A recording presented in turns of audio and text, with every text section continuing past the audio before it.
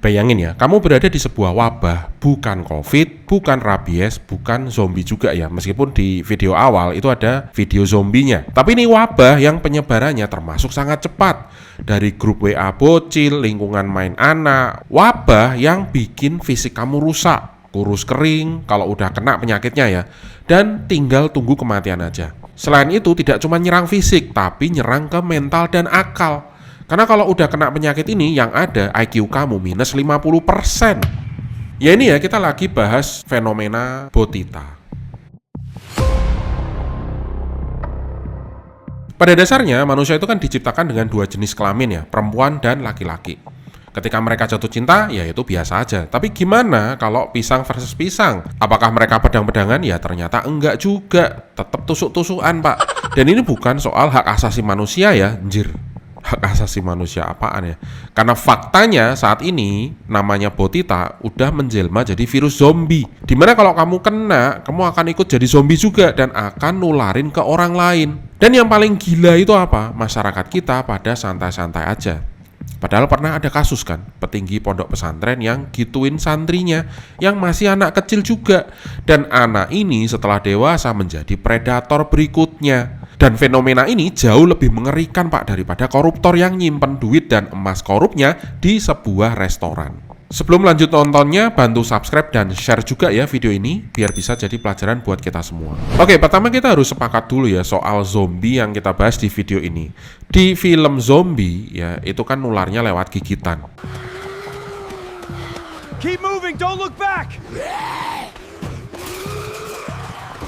In here, quick. Di dunia nyata, terutama di ekosistem ya you know lah, penyakitnya nularnya lewat apa? Apakah paksaan? Ya kalau paksaan udah biasa ya. Tapi yang paling ngeri itu ya lewat grooming, terus ada validasi juga, dan terakhir lewat duit. Ya ini siklusnya agak ngeri sih. Dari cowok-cowok muda yang kehabisan duit dan butuh bayar kosan, sampai yang butuh buat beli iPhone 17 Pro Max 2 terabyte. Atau butuh buat FOMO aja biar kelihatan kaya. Ya, validasi ke temen-temennya, ya kan? Lihat temennya pakai barang branded, terus wow. Padahal itu hasil dari jualan lubang. Mungkin ya awalnya ya mereka ini sebenarnya normal-normal aja ya. Sebelum masuk ke ekosistemnya. Dan kemudian digigit sama kaum zombie ini. Terus ya udah dari korban jadi predator juga. Dan ini unik ya, selain jadi predator, mereka juga bisa menjajakan diri. Dan lucunya, ini ada pembelinya. Dari kalangan biasa sampai para pejabat juga banyak. Jadi jangan dikira cuman ada ani-ani ya, ano-ano juga ada. Ini jadi inget ya, dulu zaman masih muda, ya ketika badan saya masih proporsional, pernah loh ya, saya pribadi itu ya diajak-ajakin gitu-gituan lah sama salah satu pejabat. Cowok, bapak-bapak usia 50 tahunan. Tapi doyannya kok sama-sama laki-laki. Aduh. Kalau saya sih langsung ngerti ya maksudnya apa. Dan langsung kabur itu, jijik lihat mukanya ya. Tapi yang kena itu malah temen saya. Katanya sempat digrepe dia, terus dicium-cium. Habis itu dikasih 100.000. Waduh. Udah gitu polos lagi dia orangnya waktu itu ya. Saya tanya ya, bro udah diapain aja bro? Jawabannya ya dicium tapi dapat 100.000. Goblok. Maksudnya gini loh, kok pasrah banget gitu loh kalau diinget-inget ya waktu itu ya. Nah, sekarang bisa jadi di luaran sana ya banyak yang kayak teman saya ini, tadinya normal, kena cium om-om jadi beda haluan. Aduh. Apalagi kalau bayangin kumisnya kena di pipi. Waduh, udah deh, jangan dibayangin deh. Muntah kalian nanti. Apalagi kalau udah urusan ekonomi ya, dimana ekonomi orang lagi pada susah, kerja dari jam 9 sampai jam 5, dapatnya nggak sampai UMR. Ya kalau udah ketularan zombie, kan ya bisa jadi di pikiran zombie ini toh ya udah ketularan juga, sekalian aja ya nularin virusnya ke orang lain. Gitu kali ya. Sambil lumayan tuh, dapat duit bisa dinner mewah atau bisa beli iPhone terbaru. Dan boom, zombie baru terlahir kembali. Kalau udah gini ya, kalau kamu cukup suka menyelam ke grup-grup Telegram, ada loh itu grupnya yang share mangsa-mangsa terbaru mereka, dan ini udah kayak lifestyle aja. Udah kayak kebanggaan mereka sendiri gitu loh. Kalau udah nidurin si A, si B, si C, makin banyak korbannya, makin bangga mereka. Dan korbannya ini akhirnya juga diajakin ke grup ini. Makin menular, makin meluas juga seperti virus zombie.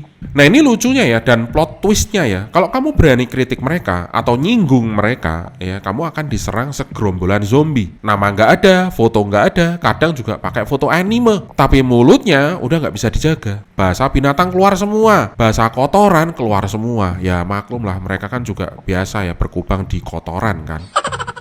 Apalagi ada juga isunya itu dibelokkan jadi kan ya sama-sama dewasa bang, kayak nggak tahu aja. Atau mending botita ya daripada jadi koruptor, maling duit rakyat. Atau yang paling ekstrim ya, lu sok suci lah, kayak nggak punya dosa aja gitu. Serius ini mau nyamain kaum zombie yang merusak generasi dengan koruptor yang nyolong duit rakyat. Koruptor emang nyolong hak jutaan orang, nyolong duit yang harusnya bisa bikin jalan, bisa buat pembangunan, bikin fasilitas umum, bikin nyaman warganya. Tapi ketika argumen penyakit zombie ini jadi lebih mending daripada korupsi, ya ini udah bentuk ngeles level dewa sih. Kenapa? Kalau korupsi, kamu bisa tangkap pelakunya, ada pasal pidananya. Bisa masuk penjara, bisa disita hartanya, rumahnya, emasnya, SGD Singapuranya, dan uang itu bisa disita sama negara. Dan duitnya nantinya bisa buat lunasin hutang, bisa bikin BPJS gratis, atau bangun jalan dari uang para koruptor ini. Lah kalau botita, kalau korbannya udah ikut jadi zombie kayak elu, bisa nggak dia balik normal? Gampang nggak benerin otaknya, pikirannya, dan generasi berikutnya?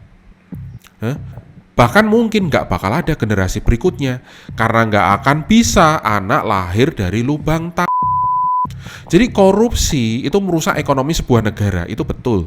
Tapi virus zombie merusak sumber daya manusianya. Paham nggak? Jadi apa nih solusinya? Selama petinggi HAM di Konoha itu masih dipegang sama orang botak nggak jelas kayak gitu, dan selama Komisi Perlindungan masih sibuk ngurusin wanita dan anak perempuan, ya nggak ada solusinya. Karena negara nggak melindungi anak laki-laki. Akibatnya apa? Ya mungkin di 2045 nggak akan ada itu generasi emas. Adanya generasi coklat, kadang kuning, tergantung kamu makan apa.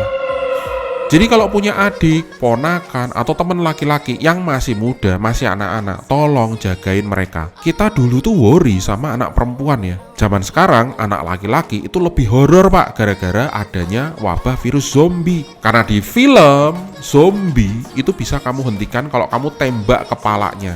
Tapi kalau di dunia nyata, kamu masuk penjara.